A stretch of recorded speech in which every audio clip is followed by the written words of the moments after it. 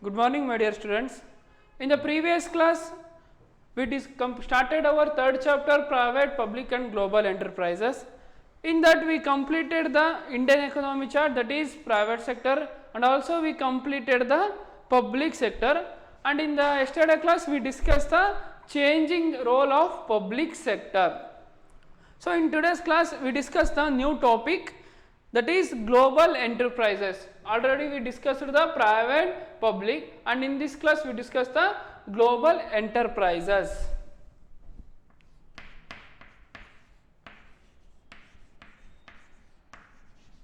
Global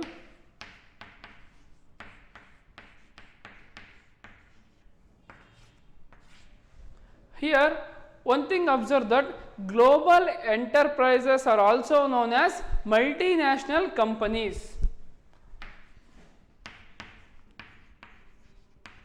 Multinational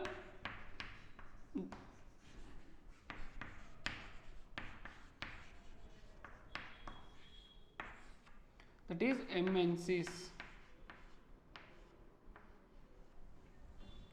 The global enterprises also called as multinational companies.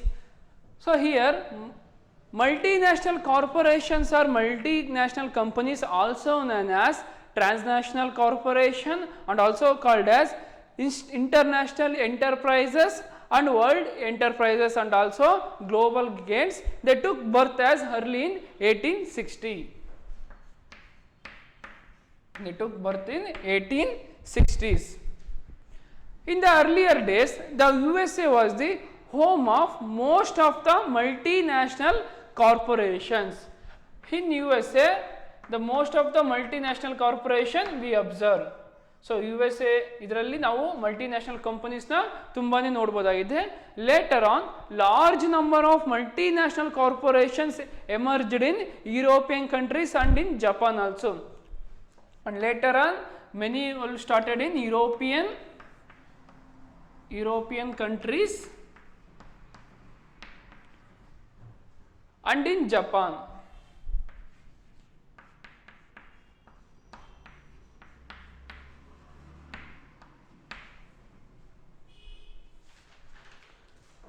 Nowadays, multinational companies or global enterprises have developed even in developing country also. So one thing observe that developed countries already they developed. Developing country means still they are developing. So ಅವರಿಂದ ಬೆಳೀತಾ ಇದ್ದಾರೆ ಅಂತ. Developing means still in processing. ING means still in processing. They are in the developing stages. For example, South Korea has a number of multinational companies like Samsung, Hyundai. So multinational companies are global enterprises that took birth in 1860. In the starting stage, US has the most number of multinational companies. Later on, European countries and in Japan. European countries and Japan, large number of multinational emerged in European countries and in the Japan also. So nowadays multinational company are developed in even in developing countries also. Nowadays we see the multinational corporation in developing country also.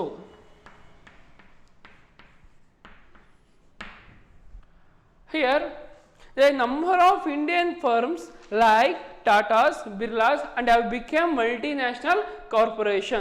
So these are some of the basic introduction about the multinational companies. Here multinational companies they took birth in 1860. Later on the US has the most number of multinational companies in the world and later on large number of multinational corporations emerged in the European countries and in Japan. So nowadays even in the developing countries also multinational corporations or multinational companies have been taken place. So they started many multinational companies even in the developing country also. So developed country means they are developed already, they developed, but developing country means still they are in developing. So ಅವರಿಂದ ಬೆಳೀತಿದ್ದಾರೆ ಅಂತ, ಆ ದೇಶ ಇನ್ನೂ ಬೆಳೀತಿದೆ ಅಂತ, ಅಂಥ ದೇಶದಲ್ಲೂ ಸಹ ನಾವು ಮಲ್ಟಿನ್ಯಾಷನಲ್ ಕಂಪನೀಸ್ನ ನೋಡ್ಬೋದು. So now we understand the what is the meaning of multinational companies. So global enterprise or multinational companies ಅಂದರೆ ಏನು ಅನ್ನೋದನ್ನ ಮೀನಿಂಗ್ ತಿಳ್ಕೊಳ್ಳೋಣ.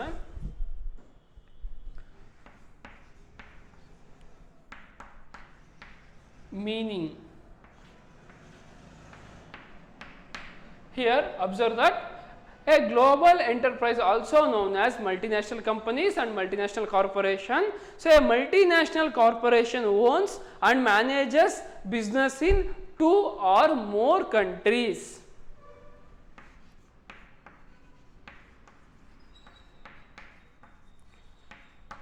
A multinational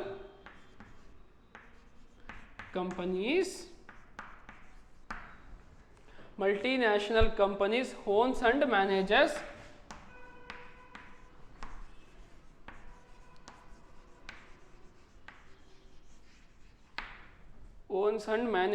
business in 2 or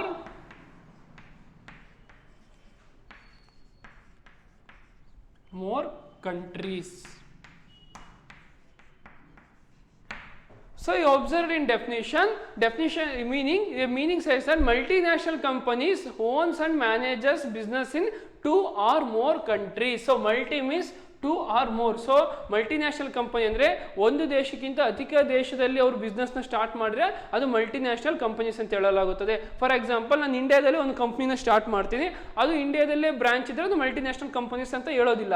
ಅದೇ ಆ ಇಂಡಿಯಾದಲ್ಲಿ ಸ್ಟಾರ್ಟ್ ಮಾಡಿರುವ ಬಿಸ್ನೆಸ್ಸು ಬೇರೆ ಆಸ್ಟ್ರೇಲಿಯಾದಲ್ಲಿ ಬ್ರಾಂಚಸ್ ಇದ್ದು, ಅಫ್ಘಾನಿಸ್ತಾನಲ್ಲಿ ಬ್ರಾಂಚಸ್ ಇದ್ದು, ವೆಸ್ಟ್ ಇಂಡೀಸಲ್ಲಿ ಬ್ರಾಂಚಸ್ ಇದೆ, ಈ ಥರ ನಾನಾ ದೇಶದಲ್ಲಿ ಬ್ರಾಂಚಸ್ ಇದ್ದರೆ ಅಂಥ ಕಂಪನೀಸ್ನ ನಾವು ಏನಂತ ಕರಿತೀವಿ?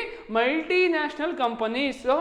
Multinational companies owns and manages, they control managing in the other country also, that known as multinational companies. More than 2 countries, if they having the branches in more than 2 countries, we can call it as an multinational companies or multinational corporation, or also called as global enterprises. According to the United States Nations Commissions, multinational corporation means a multinational corporation is a corporation which operation in addition to the country in which it is incorporated in 1 or more countries. So as it is same, the company which manages and manages the business in 1 or more countries, we called it as multinational companies. According to the ILO report, the essential nature of the multinational enterprises lies in the fact that is managerial headquarters are located in the one country, while the enterprises carry out operations in number of other countries as well. So multinational company, for example, ಇಂಡಿಯಾದಲ್ಲಿ ಒಂದು ಕಂಪ್ನಿನ start ಮಾಡ್ತೀನಿ, ಒಂದು mobile ಕಂಪ್ನಿನ start ಮಾಡ್ತೀನಿ. So ಆ mobile company ಇಂಡಿಯಾದಲ್ಲಿ start ಮಾಡಿದ್ರೆ ಅಲ್ಲಿ head quarters ಇರುತ್ತೆ. ಸೊ ಒಂದು ಬಿಗ್ ಅದ್ರದ್ದು ಮೇನ್ ಆಫೀಸು ಬ್ರಾಂಚಸ್ಸು ಎಲ್ಲಿರುತ್ತೆ? ಇಂಡಿಯಾದಲ್ಲಿರುತ್ತೆ.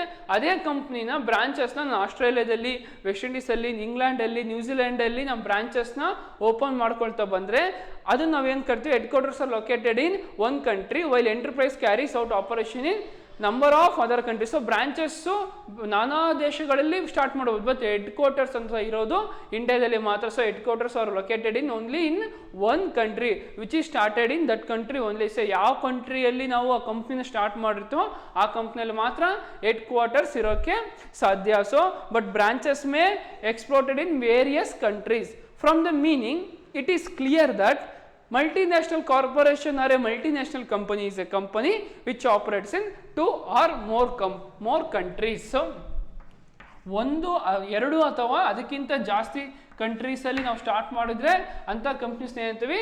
Multinational companies. In short we can call it as MNCs. So MNCs, so multinational companies.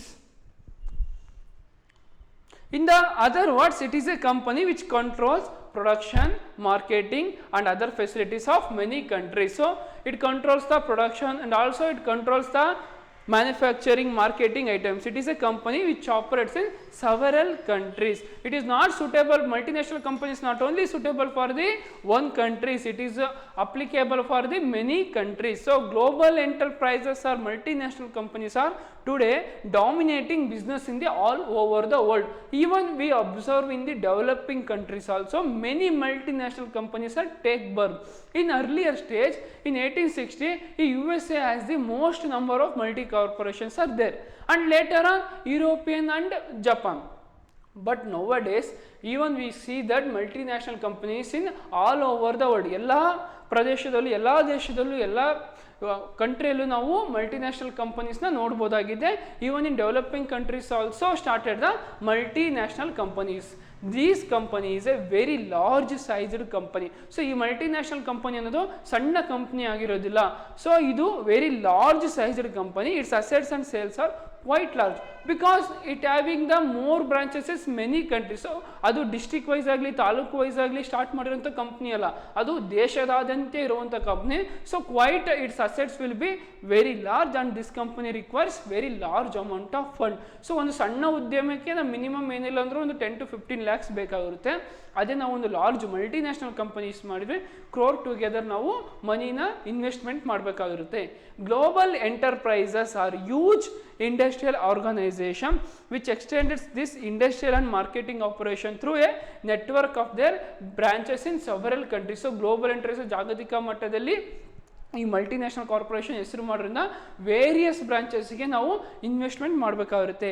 These enterprise operates in several areas producing multiple products which their business strategy extending over a number of countries. So ಅವರು ಆ multinational ಕಂಪನೀಸಲ್ಲಿ ಒಂದು ಪ್ರಾಡಕ್ಟ್ಗೆ ಮಾತ್ರ ಸೀಮಿತ ಆಗಿರೋದಿಲ್ಲ.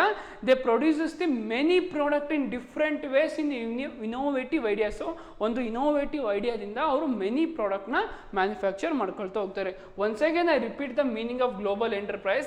So global enterprises are also called as multinational companies, and also we should understand that multinational companies also known as multinational corporations or transnational corporation, international enterprises, world enterprises and global giants. They took birth early as in 1860. So 1860 ಮುಂಚೆನೇ ಅವು ಬರ್ತ್ ಆಗಿದೆ. So ಅವಾಗಿಂದ ನಾವು multinational companies ಕಾಣಬಹುದಾಗಿದೆ. In the earlier days, the USA was the home of the most of the multinational companies. So US ಅಲ್ಲಿ ನಾವು multinational companies ತುಂಬಾನೇ ಕಾಣಬಹುದಾಗಿದೆ. And also later on large number of national corporation emerge in European countries and in Japan. So nowadays multinational company even in the developed country also and even in the developing country also. developed ಬೇರೆ developing ಬೇರೆ. So developed is already they developed their country. developing means still they are developing in the many ways. For example, South Korea has number of multinational companies like Samsung, Hyundai, LG. A number of Indian firms like Tatas, Birlas, etc. became multinational corporation. So ಇಂಡಿಯಾದಲ್ಲೂ ಸಹ ನಾವು multinational companies ನೋಡ್ಬೋದಾಗಿದೆ. For example Tata, Birlas and have become a multinational corporation. So multinational companies ಅಂದರೆ ಏನಿಲ್ಲ, they having owns and manage the business in 2 or more countries. 1, 2 ಅಥವಾ ಅದಕ್ಕಿಂತ ಅತಿ ಹೆಚ್ಚು ದೇಶಗಳಲ್ಲಿ ಅವರು ಒಂದು ಬಿಸ್ನೆಸ್ನ ಸ್ಟಾರ್ಟ್ ಮಾಡಿರೋ ಅದನ್ನ ಮಲ್ಟಿನ್ಯಾಷನಲ್ ಕಂಪನೀಸ್ ಅಂತೀವಿ. Between the 2 countries they started the company. So ಅದು ಒಂದು ಫಾರ್ ಎಕ್ಸಾಂಪಲ್ ಇಂಡಿಯಾದಲ್ಲಿ ನಾವು ಒಂದು ಕಂಪ್ನಿ ಸ್ಟಾರ್ಟ್ ಮಾಡಿದ್ವಿ, ಹೆಡ್ ಕ್ವಾರ್ಟರ್ಸು ಇಂಡಿಯಾದಲ್ಲಿ ಮಾತ್ರ ಲೊಕೇಟೆಡ್ ಆಗಿರ್ಬೇಕು. ಯಾವ ದೇಶದಲ್ಲಿ ಆ ಕಂಪ್ನಿನ ಸ್ಟಾರ್ಟ್ ಮಾಡ್ತೀವೋ ಆ ದೇಶದಲ್ಲೇ ಅದು ಹೆಡ್ ಕ್ವಾರ್ಟರ್ಸ್ ಇರಬೇಕು. ಫಾರ್ ಎಕ್ಸಾಂಪಲ್ ಆಸ್ಟ್ರೇಲಿಯಾದವರು ಒಂದು ಕಂಪ್ನಿ ಸ್ಟಾರ್ಟ್ ಮಾಡಿದ್ರೆ ಆಸ್ಟ್ರೇಲಿಯಾದಲ್ಲಿ ಮಾತ್ರ ಇದು ಹೆಡ್ ಕ್ವಾರ್ಟರ್ಸ್ ಇರುತ್ತೆ, ಬಟ್ ಅದ್ರ ಬ್ರಾಂಚಸ್ ಸೆವರಲ್ ಕಂಟ್ರೀಸಲ್ಲಿ ಜಾಸ್ತಿ ಇರ್ಬೋದು. ಫಾರ್ ಎಕ್ಸಾಂಪಲ್ ಇಂಡಿಯಾದಲ್ಲಿ ಆಸ್ಟ್ರೇಲಿಯಾ ಕಂಪ್ನಿ 5-6 ಬ್ರಾಂಚ್ ಇರ್ಬೋದು, ಬಟ್ ಹೆಡ್ ಕ್ವಾರ್ಟರ್ಸ್ ಎಲ್ಲಿ ಲೊಕೇಟೆಡ್ ಆಗಿರುತ್ತೆ, ಆಸ್ಟ್ರೇಲಿಯಾದಲ್ಲಿ ಮಾತ್ರ ಹೆಡ್ ಕ್ವಾರ್ಟರ್ಸ್ ಲೊಕೇಟೆಡ್ ಆಗಿರುತ್ತೆ. So here according to the ILO report, the essential nature of the multinational enterprise lies in the fact that is managerial headquarters are located in the one country. So head quarters ಒಂದೇ ಕಂಟ್ರಿಯಲ್ಲಿ ಇರುತ್ತೆ, while the enterprises carry the operation in number of countries as well. So we understand the meaning of global enterprise. Now the second topic in the global enterprise is futures.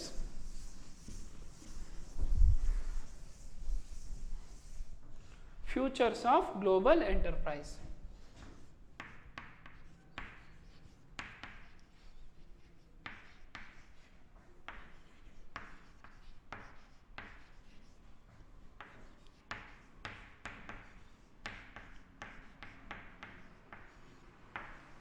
Global enterprises also known as multinational companies.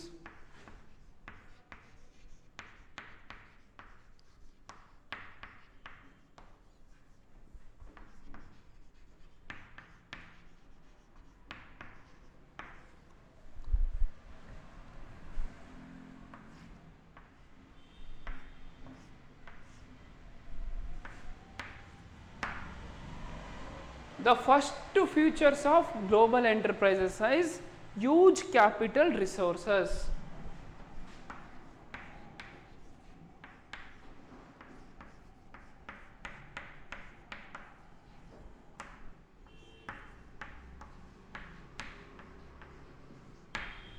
Huge capital resources.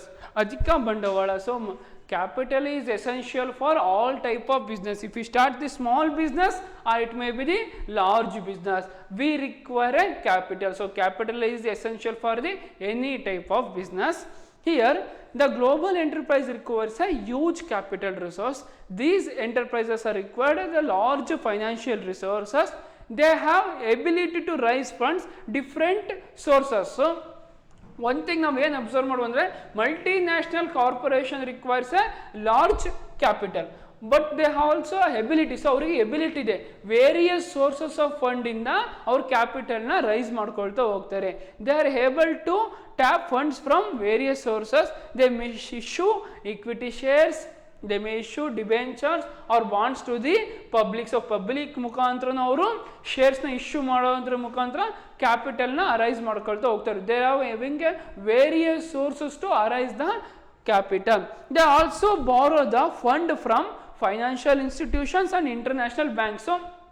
ಇದು multinational corporation ಆಗಿರೋದ್ರಿಂದ ಅವರು capital ಜಾಸ್ತಿ ಬೇಕಾದ್ರಿಂದ ಅವರು ಒಂದು financial institution loan ತಗೊಳ್ಳೋಕ್ಕೂ ready ಇರ್ತಾರೆ. ಒಂದು ಇಂಟರ್ನ್ಯಾಷನಲ್ ಬ್ಯಾಂಕ್ಸ್ಗಳಲ್ಲೂ ಸಹ ಲೋನ್ನ ತಗೊಂಡು ಆ ಮಲ್ಟಿನ್ಯಾಷನಲ್ ಕಂಪನೀಸ್ ಸಹ ಸ್ಟಾರ್ಟ್ ಮಾಡೋಕ್ಕೆ ಸಿದ್ಧರಿರ್ತಾರೆ. The host country is ready to invest more capital to other countries' branches. So ಅವು ಯಾವ ಕಂಪ್ನಿ ಯಾವ ದೇಶದಲ್ಲಿ ನಾವು ಸ್ಟಾರ್ಟ್ ಮಾಡುತ್ತೋ ಆ ದೇಶದ ಅವರು ಬೇರೆ ಕಂಟ್ರಿಯಲ್ಲಿ ಬ್ರಾಂಚಸ್ ಓಪನ್ ಮಾಡೋಕ್ಕೆ ರೆಡಿ ಇರ್ತಾರೆ with on effective capital. Because of the global financial strength, they are able to survive for a long run and also they survive for many countries. So because of the large capital investment in the many countries, they survival for the long run. So ನಾವು ಕ್ಯಾಪಿಟಲ್ನ ಎಷ್ಟು invest ಮಾಡ್ಕೊಳ್ತಾ ಹೋಗ್ತೀವೋ ಅಷ್ಟು ನಾವು survival ಆಗ್ತಾ ಹೋಗ್ಬೋದು. So capital is essential for the any type of business. Financial is very essential for the survival for the long run in a business. So ಒಂದು business ನಾವು ಉತ್ತಮ ಮಟ್ಟದಲ್ಲಿ ಸ್ಟಾರ್ಟ್ ಮಾಡಿಕೊಂಡು ಅದನ್ನ ಲಾಂಗ್ ರನ್ ಆಗಿ ತಗೊಂಡು ಹೋಗ್ಬೇಕಂದ್ರೆ we require A capital. So capital place A vital role in the business. So ಬಂಡವಾಳ ಇತ್ತು ಅಂದರೆ ನಾವು ಬಿಸ್ನೆಸ್ನ ಮುಂದಿನ ವರ್ಷ ಕಂಟಿನ್ಯೂ ಮಾಡ್ಕೊತ ಹೋಗ್ಬೋದು. ಬಂಡವಾಳನೇ ಇಲ್ಲ ಅಂದರೆ ನಾವು ಬಿಸ್ನೆಸ್ ಹೇಗೆ ಕಂಟಿನ್ಯೂ ಮಾಡೋಕ್ಕಾಗೋದಿಲ್ಲ. So multinational companies are ready to take loans from the many financial institutions and also they take loan from the many international banks. Multinational companies ಅವರು ಯಾವುದಕ್ಕೆ ಎದುರೋದಿಲ್ಲ, ಅವ್ರು ಲೋನ್ ತಗೊಂಡು ಇಲ್ಲ ಪಬ್ಲಿಕ್ ಮುಖಾಂತರ ಶೇರ್ಸ್ ಇಶ್ಯೂ ಮಾಡಿಕೊಂಡು they are various sources to raise the capital because it requires a huge capital. Global enterprise requires more capital and they get capital from various sources. Compared to the normal company, the MNCs requires high and huge capital. So companies ಅಲ್ಲಿ ಬರೋದಾದ್ರೆ many companies ನೋಡ್ಬೋದು, public company ನೋಡ್ಬೋದು, private company ನೋಡ್ಬೋದು and also we see that multinational company. So ಆ ಕಂಪನೀಸ್ಗಳಿಗೆ compare ಮಾಡಿದ್ರೆ multinational companies requires a huge capital or high capital because it operates more than one country. So ಒಂದು ದೇಶದಲ್ಲಿ company ನಡೆಸೋದೇ ತುಂಬ difficult ಆಗಿರುತ್ತೆ. But ಈ multinational companies ಅವ್ರು ಏನು ಮಾಡ್ತಾರೆ, ಒಂದು ದೇಶದಿಂದ ಅಧಿಕವಾಗಿ ಬೇರೆ ಬೇರೆ ದೇಶಗಳಲ್ಲಿ ಬ್ರಾಂಚಸ್ ಓಪನ್ ಮಾಡಿರೋದ್ರಿಂದ ಆ ಬ್ರಾಂಚಸ್ಗಳಿಗೂ ಸಹ ಅವರು ಕ್ಯಾಪಿಟಲ್ನ ಇನ್ವೆಸ್ಟ್ಮೆಂಟ್ ಮಾಡ್ಬೇಕಾದ್ರೆ so it requires a huge capital. So compared to the normal companies, multinational companies requires a heavy capital because it having several branches in several countries. ಒಂದು ಕಂಟ್ರಿ ಬಿಟ್ಟು ಬೇರೆ ಕಂಟ್ರಿಗಳ ಬ್ರಾಂಚಸ್ ಇರೋದು ಅವೆಲ್ಲ ಬ್ರಾಂಚಸ್ ನೋಡ್ಕೋಬೇಕಾಗಿರುತ್ತೆ. So the first feature is huge capital resources and the second feature is foreign collaboration.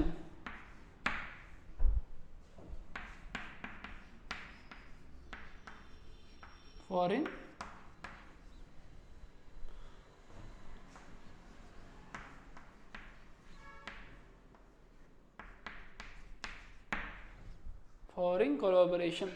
Here ವಿದೇಶಿ ಸಹಭಾಗಿತ್ವ. So ಬೇರೆ ಕಂಟ್ರೀಸ್ ಸಹ ಮಲ್ಟಿನ್ಯಾಷನಲ್ ಕಂಪನೀಸಲ್ಲಿ ಭಾಗವಹಿಸ್ತಾರೆ. ಯಾವ ಥರ ಅಂದರೆ foreign or global enterprises usually enter into agreements with Indian companies pertaining to the sale of technology, production of goods of brand names for the final product, etc. These MNCs may collaboration or join with the companies in the public and private sector. Many other foreign companies have join to the Indian company. So Indian ಕಂಪ್ನಿಯಲ್ಲಿ ನಾವು ಒಂದು multinational company start ಮಾಡಿದ್ರೆ ಬೇರೆ public sector ಆಗಿದ್ದು private sector ಆಗಿರ್ಬೋದು, they are eligible to join with or collaborate with the those multinational companies.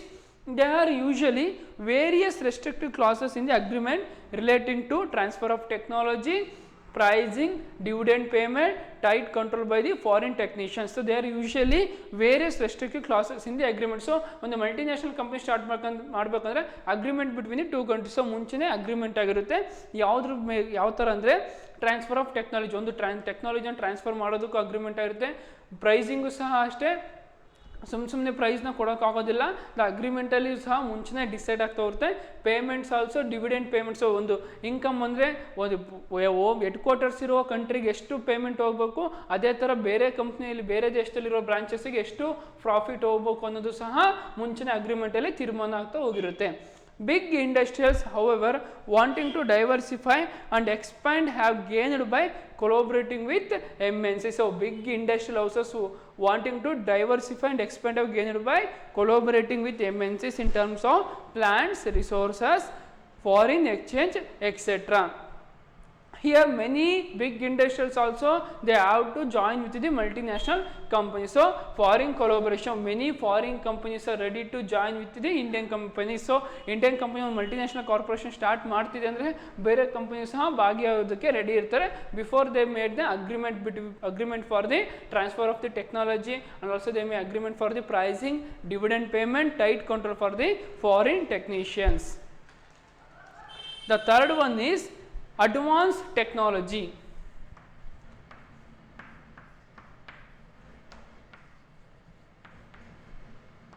Advanced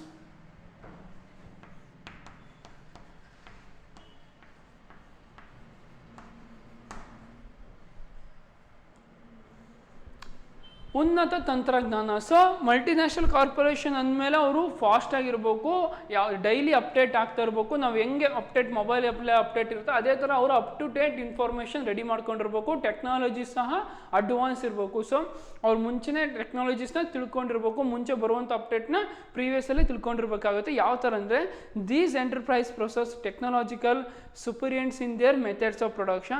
All the global enterprises are MNCs having advanced technologies. These enterprises uses the advanced technology for production, distribution of goods and services. So ಒಂದು ಪ್ರಾಡಕ್ಟ್ನ produce ಮಾಡ್ತಿದ್ದಾರೆ ಅಂದರೆ ಹಳೇ ಪ್ರಾಡಕ್ಟ್ನೇ ಅವರು produce ಮಾಡೋದಿಲ್ಲ. ಆ ಪ್ರಾಡಕ್ಟಿಗೆ advance technology ಆಗಿ ಒಂದು ಕಸ್ಟಮರ್ ಟೇಸ್ಟ್ ಆ್ಯಂಡ್ ಪ್ರಿಫರೆನ್ಸಿಗೆ ಮ್ಯಾಚ್ ಆಗೋ ಥರ ಪ್ರಾಡಕ್ಟ್ನ ಮ್ಯಾನುಫ್ಯಾಕ್ಚರ್ ಮಾಡ್ತಾರೆ with innovative ideas and they use the some of the tactics in like advance technologies. So ಒಂದು ಅಡ್ವಾನ್ಸ್ ಆಗಿರುವಂಥ ಟೆಕ್ನಾಲಜೀಸ್ನ ಯೂಸ್ ಮಾಡಿಕೊಂಡು ಅವರ ಪ್ರಾಡಕ್ಟ್ನ ಮ್ಯಾನುಫ್ಯಾಕ್ಚರ್ ಮಾಡ್ತಾರೆ. Hence goods and services provide by the multinational corporation confirm by international standards and quality specification. So multinational corporation produce ಮಾಡಿ distribution ಮಾಡುವಂಥ product they are well and good. So quality testing ಅಂತ ನಾವು ಕಳಿಸಿ international standards ಅಲ್ಲಿ quality test ಮಾಡಿಸಿದ್ರೆ they are well and good because multinational companies adapted the advance technology system. The older technology systems not available in the multinational corporation. They adapting the advance technology. So by this help they produces the number of products with a different ideas, different innovative ideas. The computerizations or digitalizations and other inventions have come due to technological advancement. So provided by the MNCs. So MNCs use the all transactions in the digitalizations only. No cash transaction, all will be done with the computerization or digitalization because they adopted the advanced technology system. So technology will be very high improvement in the multinational companies. So by this way the multinational companies have been survival for the long run because the technology also improved. By this they produces the many products. So technology improve ಆಗಿರೋದ್ರಿಂದ ಅವರು ಪ್ರಾಡಕ್ಟ್ನ innovative ideas start ಮಾಡ್ಕೊಳ್ತಾ ಹೋಗ್ತಾರೆ.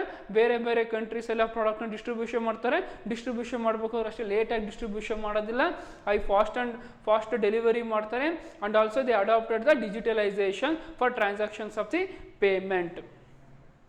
And next one is product innovation.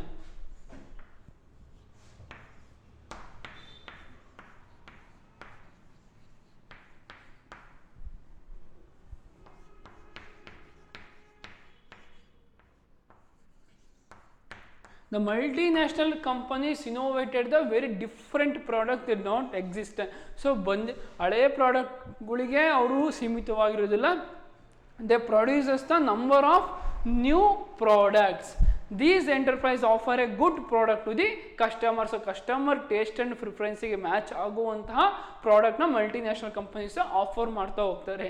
They undertaken a highly sophisticated research and development departments engaged in the task of developing a new product. So multinational companies ಅವರು research ಮಾಡ್ತಾರೆ, ಯಾವ ಥರ ಕಸ್ಟಮರ್ಗೆ attract ಆಗಬೇಕು products. By the help of the research and development these multinational companies produces a products according to the customer taste and preference. So ಅವರು research ಮಾಡೋದ್ರಿಂದ ಕಸ್ಟಮರಿಗೆ ಯಾವ ಥರ ಪ್ರಾಡಕ್ಟ್ ಬೇಕಾಗಿದೆ ಅನ್ನೋದು ಈಸಿಯಾಗಿ ಐಡೆಂಟಿಫೈ ಮಾಡ್ಕೊಳ್ತಾ ಹೋಗ್ತಾರೆ. By the help of research they produces the new product with attracting the customer taste and preferences. These MNCs may give concentration to develop new product with innovative idea. Sir ಹಳೆಯ ಪ್ರಾಡಕ್ಟಿಗೆ concentration ಕೊಡೋದಕ್ಕಿಂತ ಹೆಚ್ಚಾಗಿ new ಪ್ರಾಡಕ್ಟ್ನ produce ಮಾಡ್ತಾ ಹೋಗ್ತಾರೆ with innovative ideas. They also give on the superior designs for the existing product. So ಈಗಿರುವಂಥ ಪ್ರಾಡಕ್ಟನ್ನೇ ಅವರು ಡೈರೆಕ್ಟಾಗಿ ಮಾರುಕಟ್ಟೆಗೆ ತರೋದಿಲ್ಲ. ಆ ಇರುವಂಥ ಪ್ರಾಡಕ್ಟಿಗೆ some of the superior designs for the existing product. So ಒಂದೊಳ್ಳೆ ಡಿಸೈನ್ ಕೊಡೋದ್ರ ಮುಖಾಂತರ ಒಂದೊಳ್ಳೆ ಅದನ್ನ ಮ್ಯಾನುಫ್ಯಾಕ್ಚರ್ ಇರೋದನ್ನ ಮತ್ತೆ ರೀಥಿಂಕಿಂಗ್ ಮಾಡಿ ಮ್ಯಾನುಫ್ಯಾಕ್ಚರ್ ಮಾಡಿ ಅದನ್ನ ಡೈರೆಕ್ಟಾಗಿ ಮಾರ್ಕೆಟಿಗೆ ಬಿಡ್ತಾ ಹೋಗ್ತಾರೆ. Qualitative research requires huge investment which only global enterprise can offer. So ಒಂದು ರಿಸರ್ಚ್ ಮಾಡ್ತಿದ್ದೀವಿ ಅಂದರೆ that also requires a capital. So ಒಂದು of the qualitative research requires a huge investment which one only offer by the global enterprise. So ಆ ರಿಸರ್ಚಿಗೆ capital investment ಮಾಡೋಕ್ಕೆ ready ಇರೋದು ಅಂದರೆ multinational companies. Many private companies, public company research ಮಾಡೋಕ್ಕೆ ಹೋಗೋದಿಲ್ಲ because the research requires a heavy capital. But they are not ready to invest more capital from the public and private. Private ಮತ್ತು public ಕಂಪನಿಯವರು investment ಮಾಡೋಕ್ಕೆ ready ಇರಲಿಲ್ಲ. ಯಾವುದ್ರ ಮೇಲೆ? Research ಮೇಲೆ. ಯಾಕಂದ್ರೆ ರಿಸರ್ಚ್ ಏನಕ್ಕೆ ಮಾಡ್ತೀವಿ ಅಂದರೆ ಯಾವ ಕಸ್ಟಮರ್ ಟೇಸ್ಟ್ ಆ್ಯಂಡ್ ಪ್ರಿಫರೆನ್ಸ್ಗೆ ಮ್ಯಾಚ್ ಆಗುವಂಥ ಪ್ರಾಡಕ್ಟ್ ಯಾವುದು ಅಂತ ನಾವು ಮುಂಚೆನೇ ಐಡೆಂಟಿಫೈ ಮಾಡಿ ಅವರಿಗೆ ಮ್ಯಾಚ್ ಆಗುವಂಥ ಪ್ರಾಡಕ್ಟ್ನೇ ಮ್ಯಾನುಫ್ಯಾಕ್ಚರ್ ಮಾಡೋದು. But many private and public ಕಂಪನಿಯವರು ಆ ಥರ ರಿಸರ್ಚ್ ಮಾಡೋದಿಲ್ಲ. But multinational companies takes a qualitative research. That qualitative research requires a huge capital. ಒಂದು ರಿಸರ್ಚ್ ಮಾಡಬೇಕಾದ್ರೆ ಅದಕ್ಕೂ ಕ್ಯಾಪಿಟಲ್ ಬೇಕಾಗಿರುತ್ತೆ.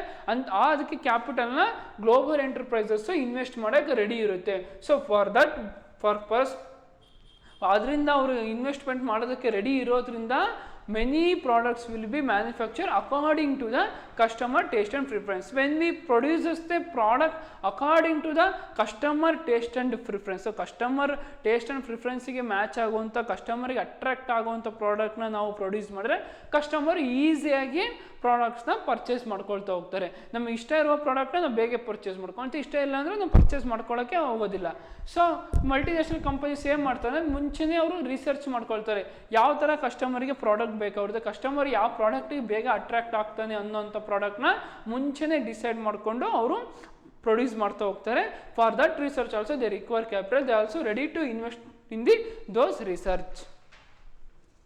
And the fifth one is marketing strategies. Fifth feature is marketing strategies.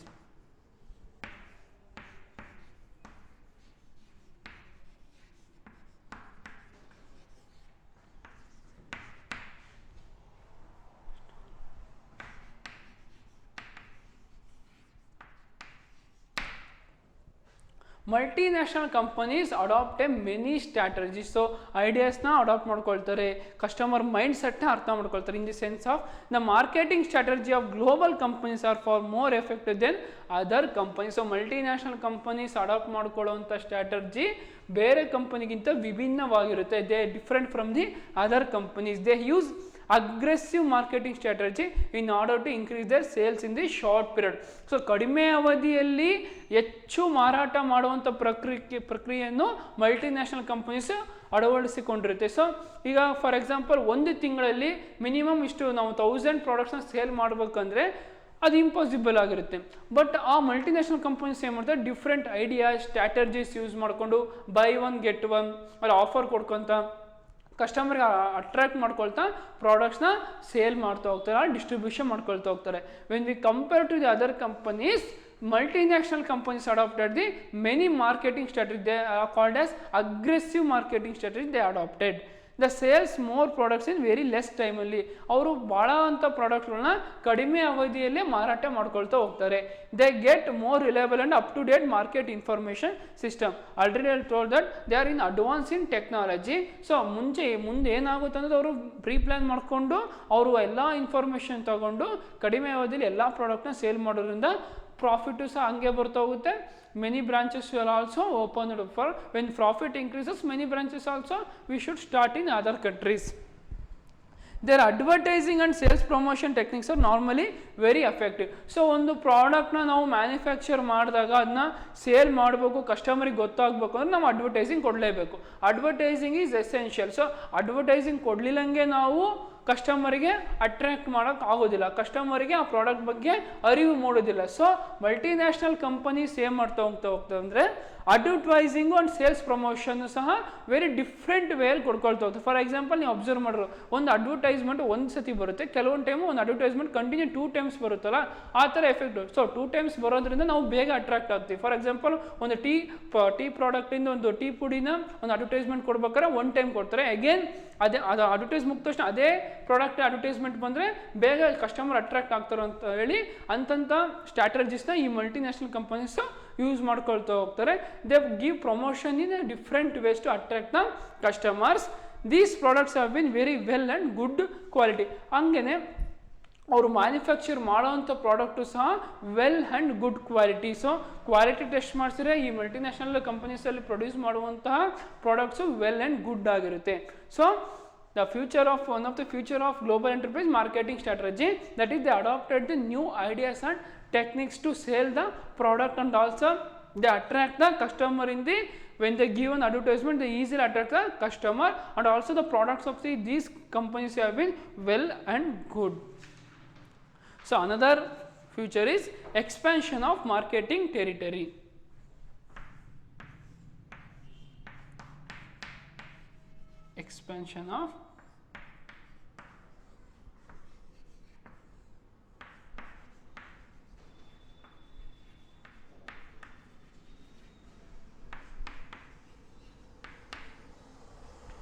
Expansion of marketing territory.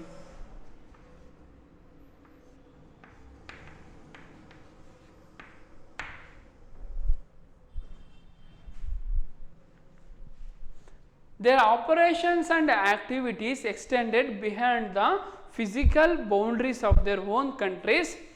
So their international image also builds up when market get expanded. So ಒಂದು ಮಾರ್ಕೆಟ್ನ ನಾವು ಇಂಡಿಯಾದಲ್ಲಿ start ಮಾಡಿದ್ರೆ ಇಂಡಿಯಾದಲ್ಲಿರುವಂಥ ಪೀಪಲ್ಸಿಗೆ ಮಾತ್ರ ನಮ್ಮ company ಬಗ್ಗೆ ಅರಿವು ಮೂಡುತ್ತೆ. But multinational companies ಆ ಥರ ಆಗಿರೋದಿಲ್ಲ. They expanded their marketing territory in other countries also.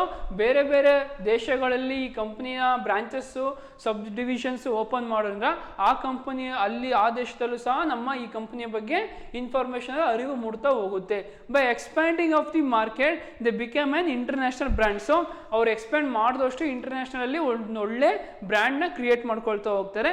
They operate through a network of subsidiaries, branches and affiliates in host countries. So home country ಹೊರತುಪಡಿಸಿ ಹೋಸ್ಟ್ ಕಂಟ್ರಿಯಲ್ಲಿ ಸಹ ಅವರು ಕೆಲವೊಂದು ಬ್ರಾಂಚಸ್ ಓಪನ್ ಮಾಡ್ತಾರೆ, sub divisions open ಮಾಡ್ತಾರೆ, and also affiliated some relating to the home country to the host country. So home ಕಂಟ್ರಿಲಿ ಇರುವಂಥ head ಕ್ವಾರ್ಟರ್ಸ್ಗೆ ಸಂಬಂಧಪಟ್ಟಂತಹ branches ಆಗಿರ್ಬೋದು, ಕ್ವಾರ್ಟರ್ಸ್ ಆಗಿರ್ಬೋದು, ಹೆಡ್ ಕ್ವಾರ್ಟರ್ಸ್ ಆಗಿರ್ಬೋದು, ಅವ್ರು ಬೇರೆ ದೇಶದಲ್ಲೂ ಸ್ಟಾರ್ಟ್ ಮಾಡ್ಕೊಳ್ತಾ ಹೋಗ್ತಾರೆ.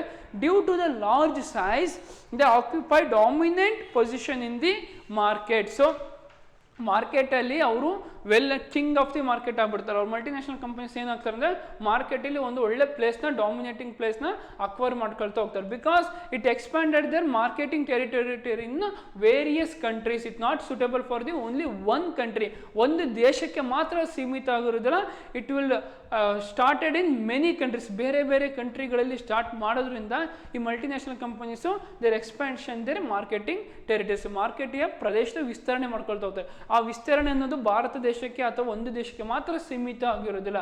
ಸೊ ಎಕ್ಸ್ಪೆಂಡ್ ಮಾಡ್ತಾ ಹೋದಷ್ಟು ಆ ಕಂಪನಿಯ ಒಂದು ನೇಮ್ ಆಗಿರ್ಬೋದು, ಗುಡ್ ವಿಲ್ ಆಗಿರ್ಬೋದು, ಬ್ರ್ಯಾಂಡ್ ಆಗಿರ್ಬೋದು also increases. It increase. For example good will ಅನ್ನೋದು ಇಂಡಿಯಾ ದೇಶದಲ್ಲಿ ಮಾತ್ರ ಇನ್ಕ್ರೀಸ್ ಆಗ್ತಾ ಇರುತ್ತೆ. ಅದೇ ಥರ ಪ್ರಾಡಕ್ಟ್ನ ಅವ್ರು ಬೇರೆ ದೇಶದಲ್ಲಿ ಸ್ಟಾರ್ಟ್ ಮಾಡಿದ್ರೆ ಅಲ್ಲಿರುವಂಥ ದೇಶದ ಕಸ್ಟಮರ್ಸು ಬೇಗ ಅಟ್ರಾಕ್ಟ್ ಆಗ್ತಾ ಹೋಗ್ತಾರೆ. On that country also they increases their goodwill. So ಆ ದೇಶದಲ್ಲೂ ಸಹ ಈ ಕಂಪನೀಸ್ ಗುಡ್ ವಿಲ್ ಇನ್ಕ್ರೀಸ್ ಆಗ್ತಾ ಹೋಗುತ್ತೆ. ಒಂದು ನಾರ್ಮಲ್ ಕಂಪನೀಸ್ ಕಂಪೇರ್ ಮಾಡಿದ್ರೆ, ಸೊ ಮಲ್ಟಿನ್ಯಾಷನಲ್ ಕಂಪನೀಸ್ ಅಲ್ಲದೆ ಒಂದು ಯಾವುದೋ ಒಂದು ಪ್ರೈವೇಟ್ ಕಂಪನಿ ಕಂಪೇರ್ ಮಾಡಿದ್ರೆ ಆ ಪ್ರೈವೇಟ್ ಕಂಪನಿ ಅದು ಇರುವಂಥ ಏರಿಯಾದಲ್ಲಿ ಅಥವಾ ಡಿಸ್ಟಿಕ್ಕಲ್ಲಿ, ತಾಲೂಕಲ್ಲಿ ಇರುವ ಏರಿಯಾದಲ್ಲಿ ಮಾತ್ರ ಫೇಮಸ್ ಆಗಿರುತ್ತೆ, ಒಂದು ನೇಮ್ ಕ್ರಿಯೇಟ್ ಮಾಡ್ಕೊಂಡಿರುತ್ತೆ. But when those companies will be started in the other country. So ಬೇರೆ ಕಂಟ್ರಿಯಲ್ಲಿ ಅದೇ ಕಂಪ್ನಿ ಸ್ಟಾರ್ಟ್ ಮಾಡ್ಕೊಳ್ತಾ ಹೋಗ್ತಾರೆ, ಆ ದೇಶದಲ್ಲೂ ಸಹ ಅದು ಒಂದು ಉನ್ನತ ನೇಮ್ನ ಸಂಪಾದಿಸ್ಕೊಳ್ಳುತ್ತೆ. And also same name or same goodwill be the same in the other countries also. The another feature is the expansion the marketing territory. So one of the main reason to expansion of marketing territory means they increases the international brands and names in also in other countries. And the another one feature is centralized control.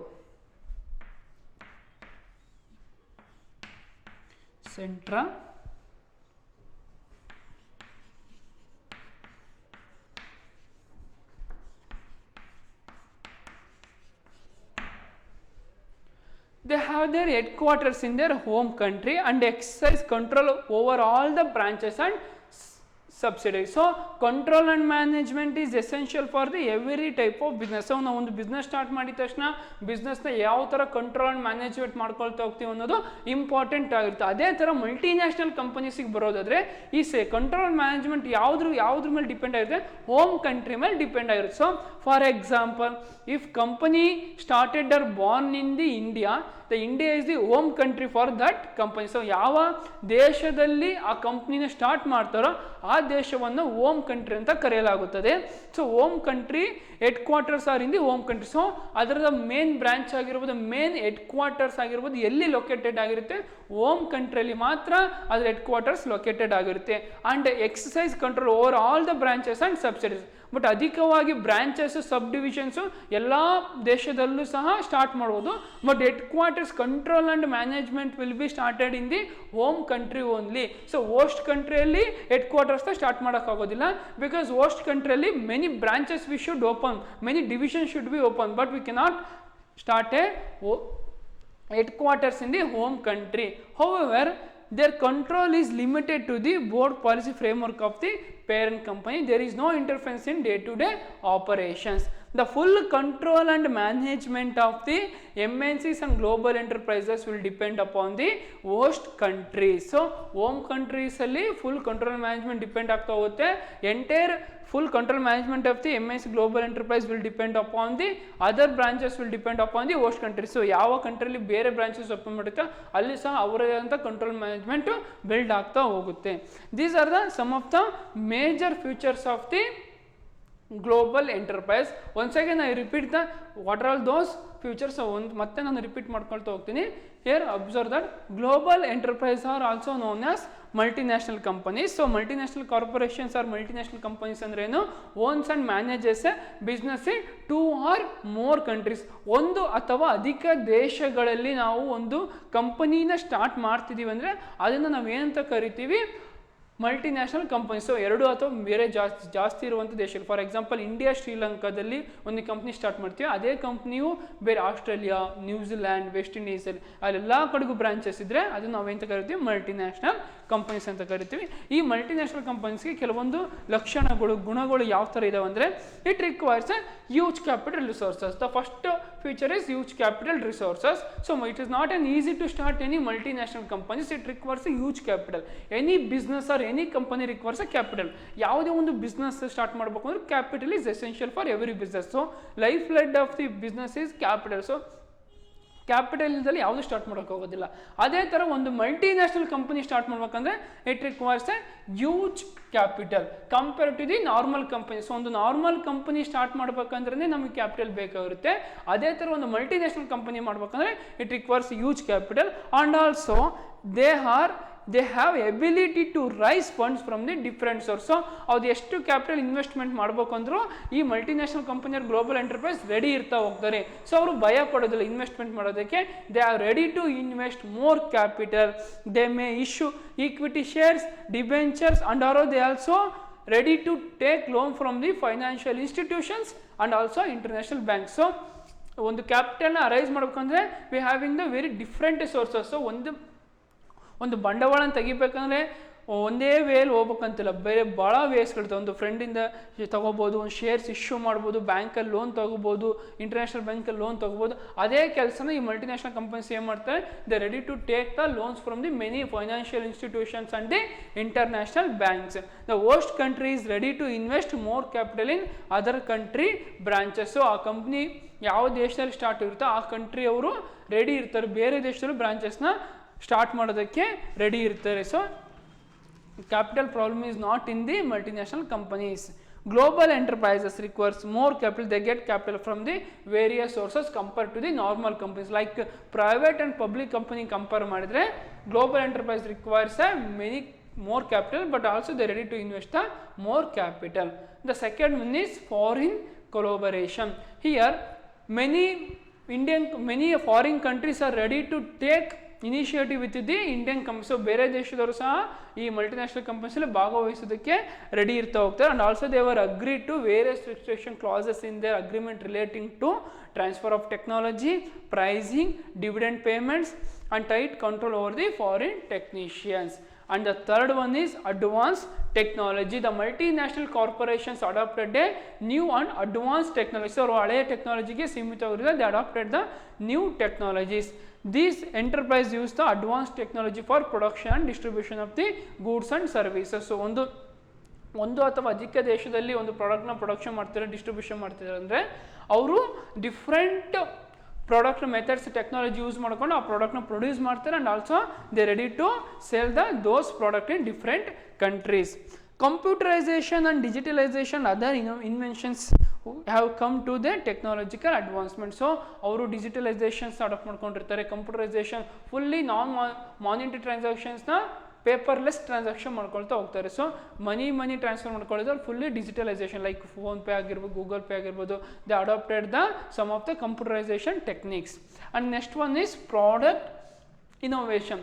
These enterprise offer a good product to the customer. So ನಾವು ಒಂದು ಬಿಸ್ನೆಸ್ನ survival ಆಗಬೇಕು, ಒಂದು company survival ಆಗಬೇಕಂದ್ರೆ main thing we should attract the customer. These enterprises offer a good product to the customer. They undertake an a highly sophisticated research and development department engage in the task of developing new products. ಒಂದು ಪ್ರಾಡಕ್ಟ್ನ manufacture ಮಾಡಬೇಕು ಅಂದರೆ it's not an easy task. So ಒಂದು ಪ್ರಾಡಕ್ಟ್ನ customer taste and ಪ್ರಿಫರೆನ್ಸಿಗೆ match ಆಗೋ ಥರ ಒಂದು ಪ್ರಾಡಕ್ಟ್ ಮಾಡಬೇಕಂದ್ರೆ we should take a research, ಒಂದು ಕ್ವಾಲಿಟೇಟಿವ್ ರಿಸರ್ಚ್ ಮಾಡಬೇಕು. ಸೊ ರಿಸರ್ಚ್ ಮಾಡೋದಂದರೆ ಅಷ್ಟೇನು not an easy task. So research ಮಾಡಬೇಕಂದ್ರೆ it requires a capital. So they also ready to invest in the research also. Research ಮೇಲೂ ಸಹ ಅವರು capital investment ಮಾಡೋದಕ್ಕೆ ready ಇರ್ತಾರೆ. They also give an the superior design for the existing products. ಅವರು ಹೊಸ product manufacture ಮಾಡೋದು ಅಲ್ಲದೆ ಈಗ ಉಳಿದಿರುವಂಥ ಹಳೆ ಪ್ರಾಡಕ್ಟ್ಸ್ ಒಂದೊಳ್ಳೆ ಗುಣಮಟ್ಟವಾದ ಡಿಸೈನ್ ಕೊಡ್ಕೊಳ್ತಾ ಕಸ್ಟಮರ್ನ ಅಟ್ರಾಕ್ಟ್ ಮಾಡ್ಕೊಳ್ತಾ ಹೋಗ್ತಾರೆ. Their main focus is to producers the new product with the innovative idea.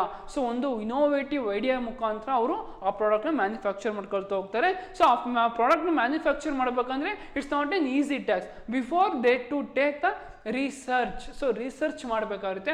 ಆ ರಿಸರ್ಚಿಗೂ ಸಹ ಕ್ಯಾಪಿಟಲ್ ಬೇಕಾಗಿರುತ್ತೆ, ಮನಿ ಬೇಕಾಗಿರುತ್ತೆ. So multinational companies offer those research money offer ಮಾಡ್ಕೊಳ್ತಾ ಹೋಗ್ತಾರೆ. ಸೊ ಪ್ರೈವೇಟ್ ಕಂಪನಿ ಆಗಿರ್ಬೋದು, ಪಬ್ಲಿಕ್ ಕಂಪನಿ ಆಗಿರ್ಬೋದು, ಇಂಥ ಕಂಪ್ನಿಯವರು ಆಫರ್ ಮಾಡೋದಿಲ್ಲ. But we see the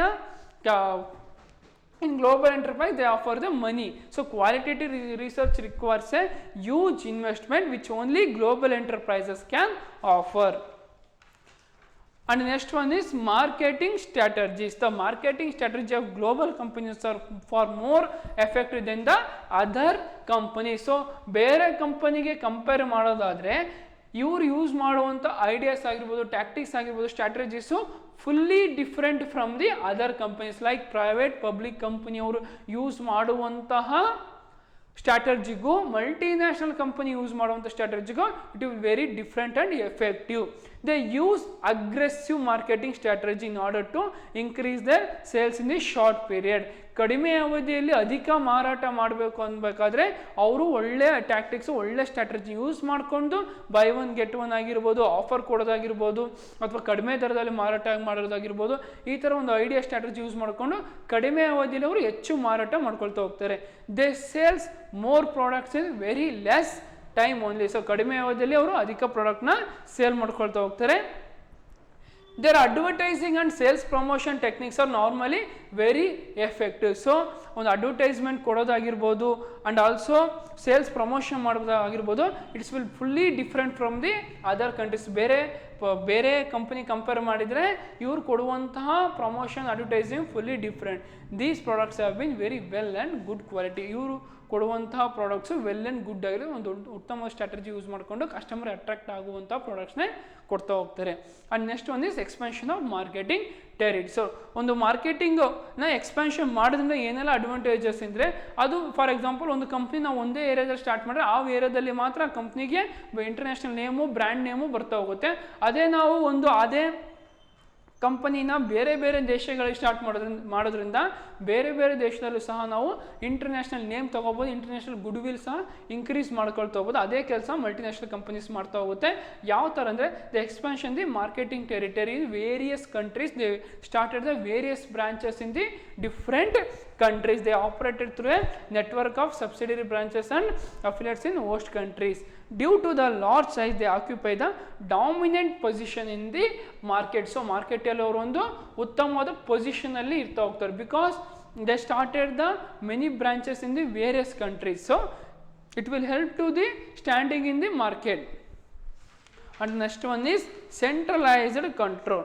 They have their headquarters in the home country. So for example, ಇಂಡಿಯಾದಲ್ಲಿ ನಾವು ಒಂದು ಕಂಪ್ನಿನ ಸ್ಟಾರ್ಟ್ ಮಾಡ್ತೀನಿ, ಆ ಕಂಪ್ನಿನ ಅಲ್ಲಿ ಇಂಡಿಯಾದಲ್ಲಿ ಸ್ಟಾರ್ಟ್ ಮಾಡ್ತೀನಿ, ಅದು ಏನಾಗುತ್ತೆ ಆ ಕಂಪ್ನಿ ಹೋಮ್ ಕಂಟ್ರಿ ಆಗುತ್ತೆ. ಸೊ ಅದು ಬರ್ತಾಗಿರೋದಲ್ಲಿ ಇಂಡಿಯಾದಲ್ಲಿ, ಅದು ಹೋಮ್ ಕಂಟ್ರಿ ಆಗೋದ್ರಿಂದ ಅಲ್ಲೇ ಹೆಡ್ ಕ್ವಾರ್ಟರ್ಸ್ನ ನಾವು ಸ್ಟಾರ್ಟ್ ಮಾಡಬೇಕಾದ್ರೆ, ಹೆಡ್ ಕ್ವಾರ್ಟರ್ಸ್ ಅಂದರೆ main branches. So the main branches controls all the sub branches.